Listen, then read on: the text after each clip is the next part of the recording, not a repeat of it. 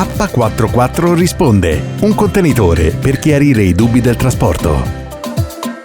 In questo periodo si parla tanto di motorizzazioni alternative, il GNL, l'elettrico, e nell'elettrico se è meglio la batteria o l'idrogeno, insomma si è aperto questo grande dibattito che abbiamo seguito anche noi con K44 Forum nelle 2 puntate dedicate al motore del 2040 e che vi rimando, se non le avete ancora viste, perché diciamo facciamo un po' lo stato dell'arte di quello che potrà essere l'evoluzione dei motori nei prossimi 20 anni. Però resta la domanda, è il vecchio diesel? Che ne facciamo? Resisterà, non resisterà? Sicuramente è ancora un po' presto per suonare il requiem del diesel, ed è proprio questo l'argomento di questo nostro episodio di oggi di K44 risponde. Allora Daniele, parliamo di diesel, diesel a cui siamo all'Euro 6, alla Euro 6D per la precisione. Tra un po' dovrebbe entrare in vigore l'Euro 6E, quindi un ulteriore piccolo sviluppo, ma intanto si parla già di Euro 7. Esatto, stiamo ancora, come dire, seguendo gli ultimi step dell'Euro 6, abbiamo vissuto lo scorso anno il temp, adesso dovrebbe arrivare quest'anno quello, diciamo, definitivo, quello finale, che per molti meglio interpretavano un po' come dire l'ultimo livello di affinamento di classe ambientale, cioè nel senso che oltre quello, visto anche insomma che contemporaneamente la Commissione europea, l'Unione Europea aveva già indicato, come dire, una roadmap che ci dovrebbe portare alla decarbonizzazione da qui ai prossimi 20 o 30 anni, insomma, quindi tutto si stava concentrando altrove, invece la Commissione trova inadeguata, insomma, in qualche modo che il diesel da qui al 2050 possa continuare a vivere esclusivamente sulla base dell'Euro 6, e quindi ha cominciato anche a ragionare su come eventualmente fissare un ulteriore paletto e quindi un ulteriore livello di riduzione delle emissioni inquinanti. Una discussione che l'inizio in realtà è iniziata lo scorso anno, ha avuto già degli scambi, ha creato già una serie di dibattiti, e oggi per ragionare un po' delle polemiche, possiamo dire testualmente, che si stanno creando intorno a questo argomento, abbiamo con noi Marco Di Gioia, collegato da Bruxelles, che è il segretario generale di UETR, e Paolo Starace, che invece è il presidente della sezione veicoli industriali di UNRAE. Buongiorno a entrambi.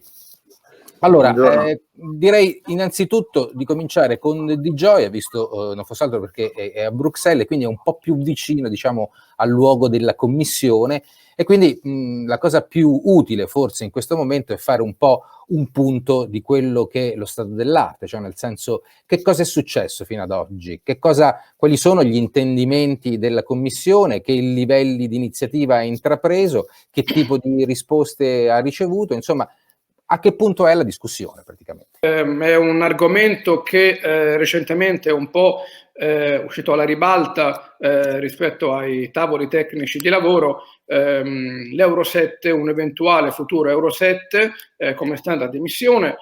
Lo scorso anno c'era già stata una consultazione della Commissione volta appunto a sentire il punto di vista dei vari portatori di interesse in vista di una possibile proposta concreta da parte appunto della Commissione entro l'ultimo trimestre di quest'anno 2021. Quindi ancora l'argomento è in fase di discussione per quanto riguarda gli aspetti concreti di questa eventuale proposta, che naturalmente ha suscitato come dire, reazioni anche molto forti da tutta una serie di portatori di interessi, alla luce del fatto che già l'Euro 6 garantisce un livello elevatissimo di protezione ambientale e di riduzione delle emissioni. Se pensiamo che per quanto riguarda l'Euro 6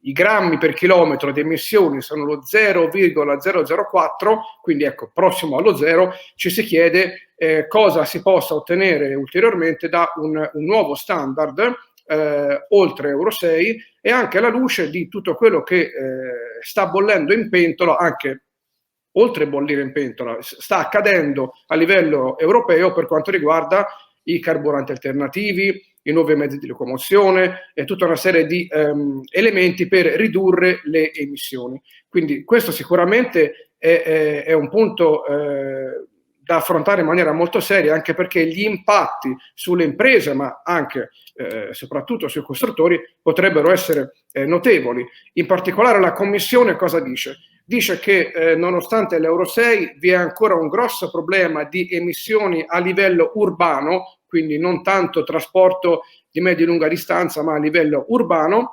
L'altro elemento che viene evidenziato è che ad oggi le procedure di test per quanto riguarda l'Euro 6 sono complesse, farraginose, sono elevate e in più vi è una differenziazione tra differenti modalità di trasporto, quindi auto, camion, autobus. Quindi una differenziazione, una complessità che si vuole affrontare da parte della Commissione e in ultimo anche il fatto che ad oggi si deve dire che l'Euro 6 non considera una serie di particelle inquinanti che evidentemente rappresentano un grosso problema. Quindi tutta una serie di elementi messi sul tavolo nel quadro di un gruppo di lavoro sull'emissione dei veicoli che attualmente sta affrontando la discussione, appunto in virtù di una proposta entro fine anno.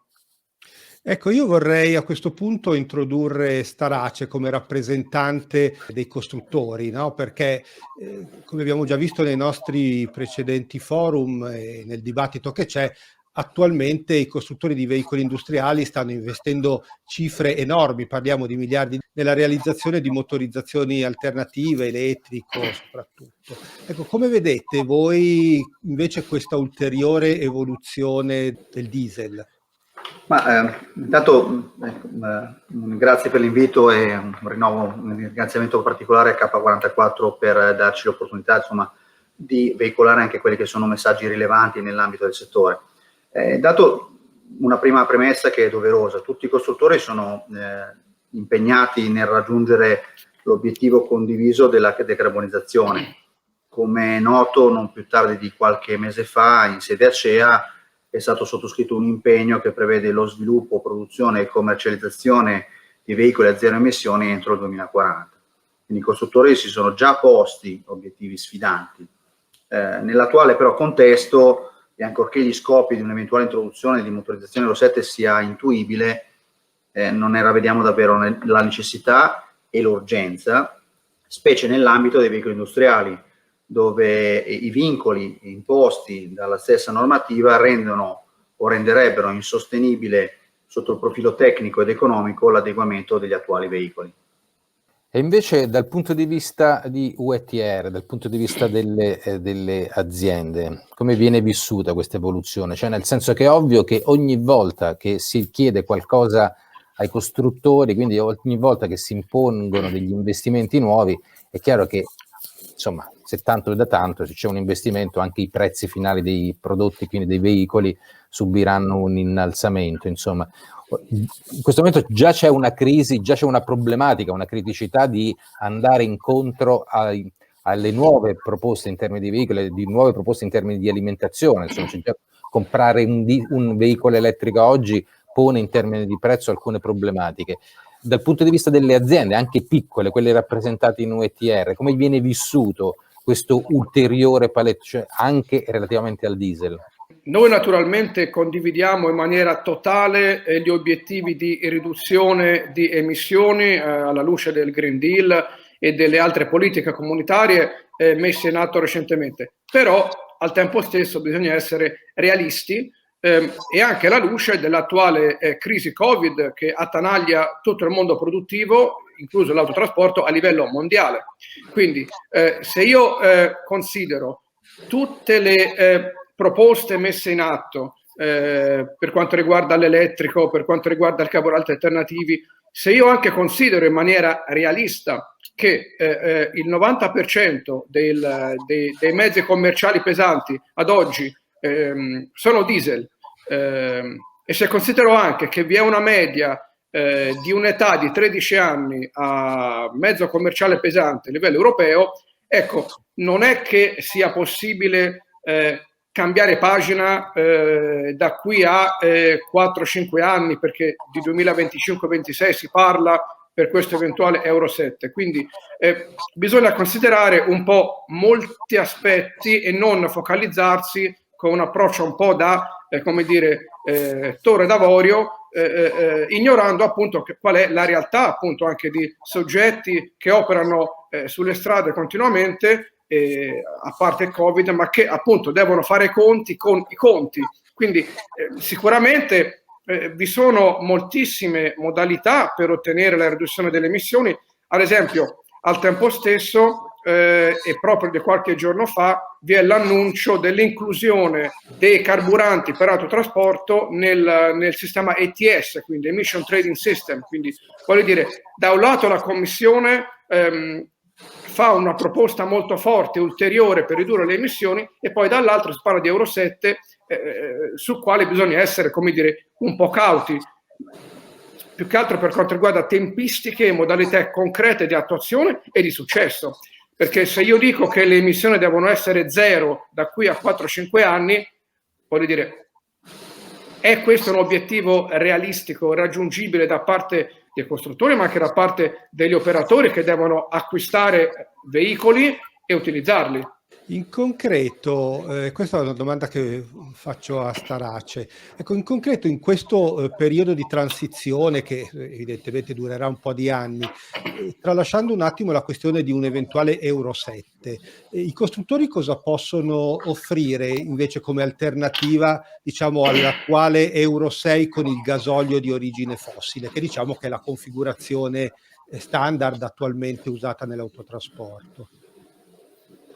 Sì, allora, intanto facciamo anche qui un punto, o meglio, contestualizziamo quello che oggi possiamo offrire. Evidentemente possiamo definirlo una sorta di vuol dire, strabismo ambientale. Adesso riprendo un po' una parola che avevamo condiviso tempo addietro, cioè le case costruttrici, dietro l'impulso fornito dalle linee guida europee, hanno diretto i propri sforzi in ricerca e sviluppo verso quelle motorizzazioni che risponderanno meglio agli obiettivi di ridurre l'impatto ambientale. Ciò detto, non possiamo, come dire, prescindere dal contesto in cui detti veicoli operano, cioè lasciare l'onere di assolvere a dette imposizioni solo sulle spalle dei costruttori lo ritengo quantomeno scorretto. Quindi lo strabismo a cui facevo riferimento prima è da leggere in quest'ottica, cioè tutti gli attori della filiera devono prendere parte e impegnarsi alla sfida. Un esempio fra tutti, ma ne potrei fare tanti altri, è quello ad esempio dei biocarburanti, no? Le attuali motorizzazioni Euro 6 sono già compatibili per l'utilizzo dei carburanti frutto dell'economia circolare, i quali, come sappiamo, consentono un'ulteriore e consistente riduzione delle emissioni nocive. Ma invece di incentivare la diffusione di questi carburanti, diciamo così, lo Stato, nel caso di specie parliamo quindi dello Stato italiano, continua a incentivare i carburanti di origine fossile. Quindi diciamo c'è, come dire, una dicotomia tra quello che è l'attuale contesto in cui viviamo, le opportunità anche dal punto di vista tecnico e tecnologico disponibili, rispetto poi a dei traguardi che ci sono stati posti e che sembrano in qualche modo un po' troppo velleitari rispetto alla realtà dei fatti. State vedendo K44 risponde. Questo ricorso maggiore ai biocarburanti, che almeno in Italia, adesso non so se negli altri paesi europei c'è un utilizzo maggiore, sicuramente maggiore, perché in Italia si parla di percentuali così infinitesimali, insomma, che essere superiore non ci vuol molto. Poi magari Di Gioia ce ne darà conferma. Ma oltre che questo ricorso ai biocarburanti, che cosa di altro si potrebbe fare? O meglio, è sensato investire dei soldi per una tecnologia che ha già le ore contate, cioè che sappiamo già che comunque dopodomani sarà destinata ad andare in pensione?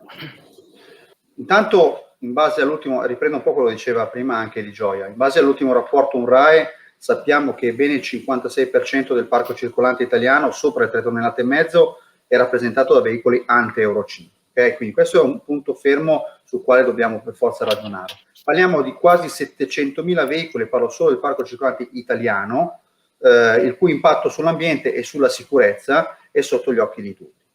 Okay? Sempre secondo i calcoli dell'associazione di categoria, di questo passo, cioè con il tasso di sostituzione attuale, ci vorranno oltre 13 anni per andarlo a sostituire. Quindi questo è un altro elemento rilevante, 13 anni, ok, rispetto al... quindi mettiamo quindi da parte le ideologie, cerchiamo di essere pragmatici e realistici, puntiamo al bersaglio grosso, e qual è il bersaglio grosso? E partiamo dallo svecchiamento del parco. Abbiamo oggi, diciamo così, la possibilità e l'opportunità di avere comunque, e riprendo di nuovo quello che diceva Di Gioia, dei veicoli Euro 6, Temp D, ma a breve dovremo, insomma, di elevata efficienza, che hanno delle basse emissioni, certo più basse dell'attuale parco circolante, insomma, quindi se per magia potessimo, come dire, sostituire l'attuale parco circolante con tutti i veicoli Euro 6, già saremmo, come dire, non dico a metà dell'opera, ma ben oltre, diciamo così, l'obiettivo che ci siamo posti. Per Di Gioia vale un po' la stessa cosa, cioè nel senso un po' la stessa domanda, cioè nel senso come si potrebbero meglio investire i soldi necessari per lo sviluppo dell'Euro 7 in azioni ambientali ugualmente efficaci e soprattutto anche più rispettose magari dei bilanci anche delle aziende di autotrasporto. Confermo la posizione per cui l'Euro 6 e il motore a combustione ha ancora molto da dire negli anni a venire.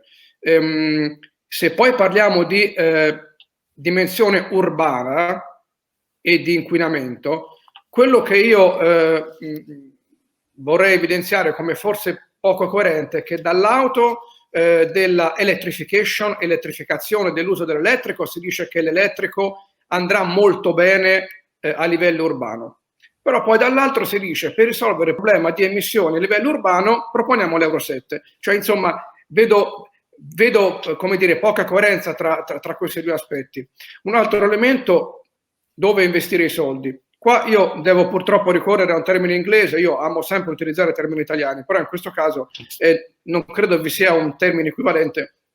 Seguiamo l'approccio che in inglese chiamiamo tank to wheel, vale a dire dobbiamo creare un approccio di sostenibilità dal momento in cui il prodotto energetico viene estratto a quello in cui arriva lungo tutta la catena, la raffineria, il trasporto, per arrivare all'utente finale. Quindi se si interviene solamente sull'ultimo miglio, sull'aspetto del tubo di scappamento, non va bene. Andiamo anche a monte a fare investimenti e poi vedremo che le emissioni verranno effettivamente ridotte senza bisogno di un Euro 7 eventualmente. Immagino che questa sia musica per le orecchie di Starace, questo discorso. Sì, beh, certo, è coerente, ma in realtà è coerente con quello che viviamo in questo momento. Voglio dire, abbiamo oggi a disposizione dei veicoli nel segmento, diciamo così, quello che noi chiamiamo dei leggeri, no? Che per noi sono leggeri, ma non sono i commerciali, evidentemente, che sono già full elettriche, che già adottano delle, come dire, motorizzazioni che sono a impatto zero. Il tema però deve essere, come dire, posto in un ambito, in un contesto ben più ampio di quello che è, come giustamente diceva Di Gioia, il singolo e il solo tubo di scappamento, no? Quindi condivido molto questa cosa e non solo, direi che bisogna un po' rafforzare il concetto, cioè arrivare a sviluppare quelle che sono le tecnologie che oggi sono disponibili in concessionaria, no? Che l'utente può poi al quale l'utente può avere accesso, sono il risultato, il frutto di investimenti di ricerca e sviluppo di 5, 7, 8, 10 anni. Quindi voglio dire, e l'evoluzione tecnologica del diesel, per entrare proprio nel merito, è arrivata a un tale punto, come dire, di anche esasperazione e saturazione, che vedo difficile un'ulteriore, come dire, innovazione che definirei incrementale. Quindi bisognerebbe trovare qualcosa, come dicono anche qui, brutto dire, disruptive, cioè un'invenzione che ci consenta di arrivare a un motore endotermico diverso o comunque che emissioni zero. C'è già, ce l'abbiamo, lo stiamo sperimentando, si chiama il motore idrogeno o comunque elettrico, ma diciamo, la messa a terra di queste tecnologie è una messa a terra che richiederà ancora molti anni. Se poi volete posso dilungarmi oltre su questo tema, ma ci sono degli elementi che mi preoccupano molto su questo Euro 7, perché il rischio o i rischi che intravedo, al di là della possibilità o meno che questo veicolo, questo tipo di motorizzazione continuerà diciamo così, a essere adottata dai costruttori o meno, è che da un lato comunque abbiamo un parco circolante che continuerà a usare il diesel e questo tipo di motorizzazioni, punto. Questo, voglio dire, è inutile che ce lo dobbiamo togliere dalla testa. Dall'altro abbiamo tre elementi. Allora, uno è il rischio di un prolungamento dell'utilizzo degli attuali veicoli da parte dei trasportatori, no?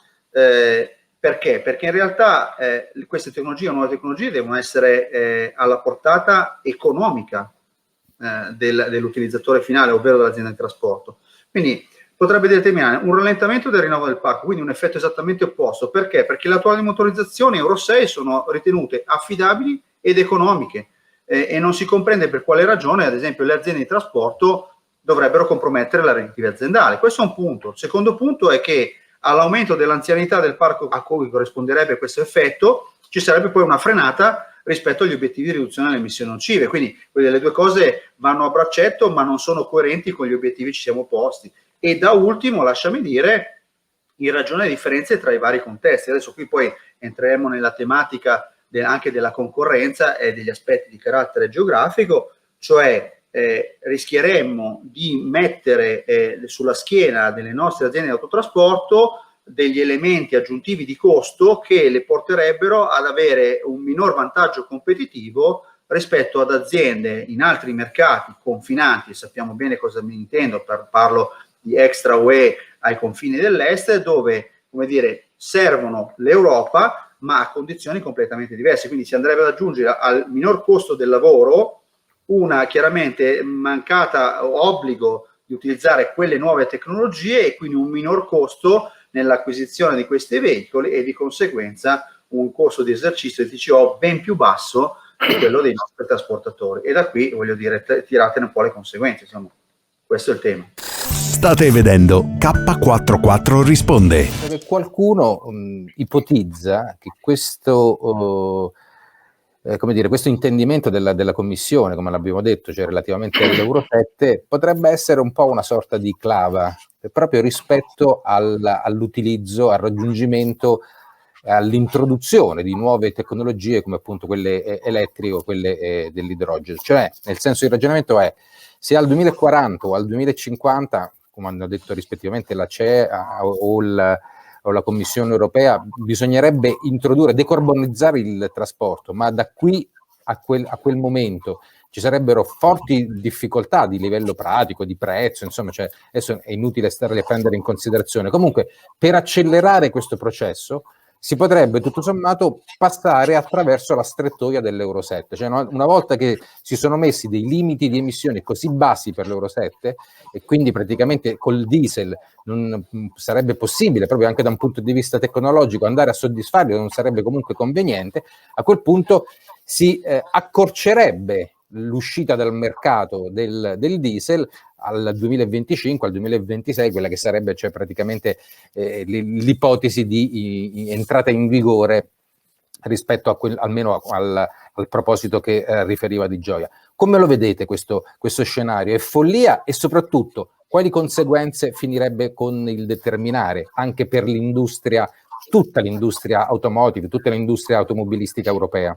Naturalmente anche noi siamo consapevoli di quanto è stato commentato, di eventuali scenari che voi avete appena dipinto. Sicuramente, allora, io voglio pensare che non sia così, perché si tratterebbe di una scelta veramente irresponsabile che metterebbe a rischio l'intera catena dell'autotrasporto. Per quale motivo?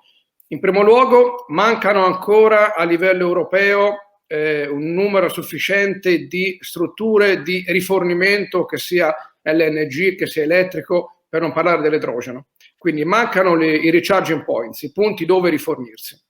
Secondariamente, come dicevo, se intorno al 90% dei camion, dei veicoli commerciali pesanti viaggiano ancora a diesel, io non vedo come si possa buttare dalla finestra in 4-5 anni un numero così elevato di mezzi commerciali, mettendo veramente a rischio la possibilità di rifornire la società europea di tutti i beni di cui ha bisogno. E infine, dal punto di vista strategico, potrebbe anche essere un effetto boomerang dal punto di vista politico, quindi mettendo in discussione come dire, la bontà di obiettivi ambientali che poi si scontrano contro la realtà, e quindi gli operatori, soprattutto i piccoli e medi, che certo non possono permettersi di cambiare veicolo neanche nel giro di 2 o 3 anni, anche perché poi mancano i finanziamenti necessari a livello anche di Stato membro, cioè voglio dire, si rischierebbe un collasso totale dell'autotrasporto che, appunto alla luce anche dell'attuale necessità di recovery, di ripresa dopo il Covid, l'Unione Europea non credo possa permettersi. Secondo Starace? Io non posso far altro che condividere e scusare appieno quello che è appena stato detto, cioè noi dobbiamo sempre guardare il contesto in cui ci muoviamo, l'intera filiera, e lasciatemi dire, in tutto questo, nell'ambito e nel perimetro di quella che è una crisi, diciamo così, sanitaria, ma evidentemente anche economica gravissima, che riguarda tutti noi. Quindi noi oggi, ad esempio, ci basiamo su un mercato europeo che rimane comunque un mercato asfittico, l'immatricolato rimane comunque molto basso, gli stimoli alla domanda sono ripetuti e continui perché altrimenti non si regge, lo vediamo nel mondo dell'auto.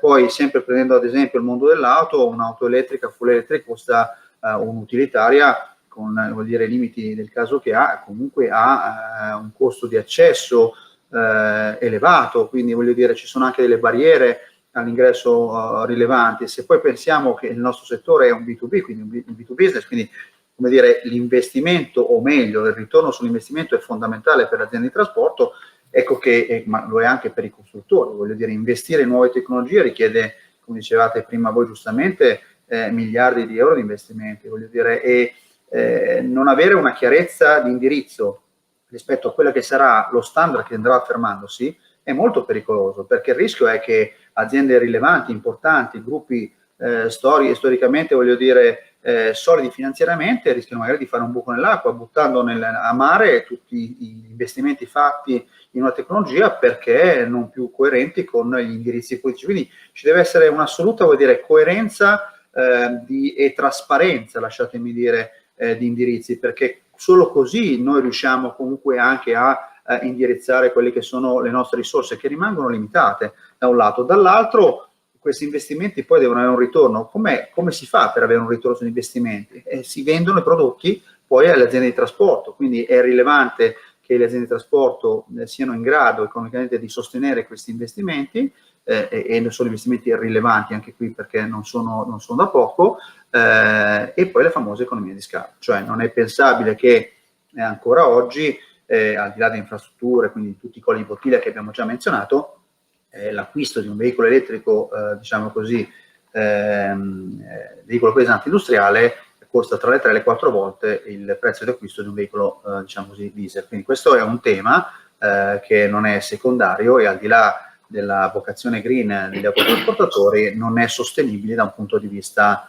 economico. Quindi ci potremmo dire mille altre cose, no? Come ad esempio tutti gli aspetti e i vincoli normativi. Non possiamo sforare ad esempio il peso totale a terra, quindi il codice della strada che non consente di fatto ai veicoli industriali, quelli di gamma pesante, sopra 16 tonnellate, di essere equipaggiati con dei pacchi a batteria, quindi per trasportare lo stesso quantitativo di merci ci vorrebbero 3 viaggi anziché 1. Perché? Perché in realtà la tara del veicolo aumenta e quindi la capacità di carico diminuisce perché il tetto del peso della terra rimane invariato. Produciamo energia elettrica ancora con centrali elettriche che voglio dire, producono energia a carbone. La Polonia è uno dei paesi ancora oggi che produce, voglio dire, gran parte della propria energia che poi vende anche ad altri paesi europei a carbone. Quindi voglio dire, spostare il problema diciamo dal veicolo industriale chiedendo a noi di sostenere il carico e il peso non solo economico della decarbonizzazione senza guardare, come dire, l'intero contesto, l'intera filiera, è quantomeno miope. Beh, Daniele, io direi che il sasso nello stagno dell'Euro 7 l'abbiamo lanciato, siamo credo tra l'altro tra i primi che stiamo parlando di questa questione perché appunto non è sicuramente un traguardo vicinissimo, ma i problemi ci sono, bisogna cominciare a parlarne. Sicuramente noi riprenderemo questo argomento sicuramente in futuro nell'ambito sempre della discussione sulla compatibilità ambientale dell'autotrasporto e delle prospettive che ci sono. Certo, peraltro ricordo che la settimana scorsa anche il presidente della BMW, anche l'amministratore delegato di Audi hanno preso come dire, iniziative, si sono schierati contro l'Euro 7, addirittura prospettando degli scenari catastrofici per l'industria automobilistica europea, proprio perché se viene confinata a produrre esclusivamente veicoli non diesel da dopodomani, come dire, in termini globali faticherebbe sicuramente non poco anche in termini concorrenziali. Insomma, certo è che forse è da specificare il fatto che queste prese di posizione riguardano anche un altro degli intendimenti della Commissione, cioè che è il fatto di cumulare per la prima volta la normativa Euro 7 sui veicoli, sulle vetture, con quella dei camion, degli autobus, insomma di tutta la filiera. Insomma, quindi oltre agli aspetti che ricordava Di Gioia, cioè nel senso di prevedere un controllo delle emissioni lungo tutto il ciclo di vita del veicolo, frutto forse del Dieselgate o non so di che altro. Comunque insomma c'è anche questo aspetto, insomma, che sicuramente tornerà a far discutere. Insomma, noi comunque seguiremo sicuramente questa discussione, una discussione sicuramente molto molto interessante, che si incrocia peraltro con l'altra che abbiamo già affrontato rispetto appunto, come si diceva all'inizio, sul motore del 2040. Io direi che con questo è tutto. Vi diamo appuntamento come al solito per il martedì per i nostri prossimi videocast, ma vi ricordiamo anche che invece i nostri podcast sono in rete ogni giovedì. Buona strada a tutti. K44 risponde, vi ringrazia e vi dà appuntamento al prossimo episodio. È una produzione Trasporto Europa e Uomini e Trasporti.